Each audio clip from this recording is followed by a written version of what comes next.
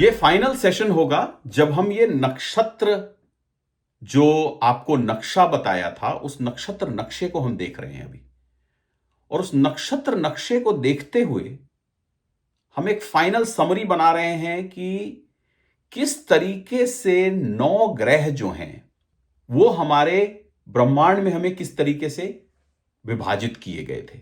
यानी हमने देखा कि 9 ग्रह हैं और 360 डिग्री, यानी जिस तरीके से पूरा का पूरा आसमान दिख रहा है वो 360 डिग्री है।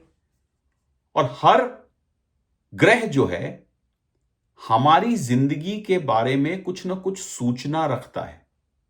वो सूचना ये रखता है इस तरीके से कि कौन सा ग्रह किस समय पे, किस राशि में, किस नक्षत्र में, किस नक्षत्र के किस पद में थी, उसके हिसाब से वो सूचना, वो सूचक होता है।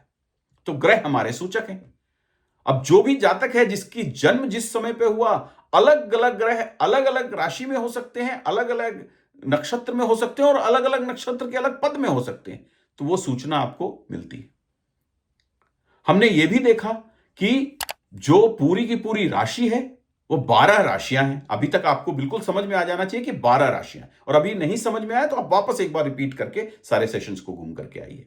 और 12 राशियां हैं, हर राशि को विभाजित किया गया 30-30 डिग्री। तो ये हमारे सूर्य का स्ट्रक्चर है, सोलर स्ट्रक्चर। जो राशियां विभाजित हैं वो सोलर स्ट्रक्चर है। नक्षत्र जो है वो चंद्रमा के ऊपर डिपेंड करता है। तो इसीलिए पाश्चात्य ज्योतिष को जो भी हम देखते हैं वो पाश्चात्य ज्योतिष में सूर्य के ऊपर आधारित की गई है। इसीलिए वो बहुत मैक्रो होता है, मतलब हाई लेवल की चीजें हमें बताता है। तो वो 12 राशियों पे घूमता है, जिसको जोडियक साइन भी बोलते हैं। और नक्षत्र जो है वो चंद्रमा कौन से नक्षत्र में कहां कैसे मूव कर रहा है। चंद्रमा पूरी पृथ्वी का चक्कर 27 दिन, 27.3 डेज में पूरा चंद्रमा एक चक्कर लगाता है। उसके बाद पद, हमने बात की कि हर नक्षत्र को 4 पदों में डिस्ट्रीब्यूट किया गया, यानी नक्षत्र में भी 1 पद, 2 पद, 3 पद, 4 पद, फिर उसके दूसरे नक्षत्र में 1 पद। तो वो सूक्ष्मता अगर हमारे पास, अगर उसकी जानकारी हो गई तो हमें पता चलता है कि हमारी जिंदगी में किस तरीके की चीजें हो सकती हैं।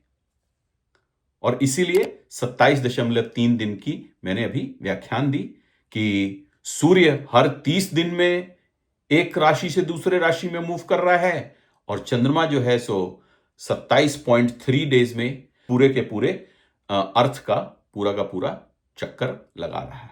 तो उस तरीके से हम एक ओवरऑल रिकैप करते हैं। अब इसका हम करेंगे क्या? अब इन चीजों से अब हम शिफ्ट करेंगे हाउसेस के बारे में समझना। तो अगले सेशंस में अब ये हमारी सूक्ष्मता किस तरीके से डिवीजन है ये कवर हो गई है।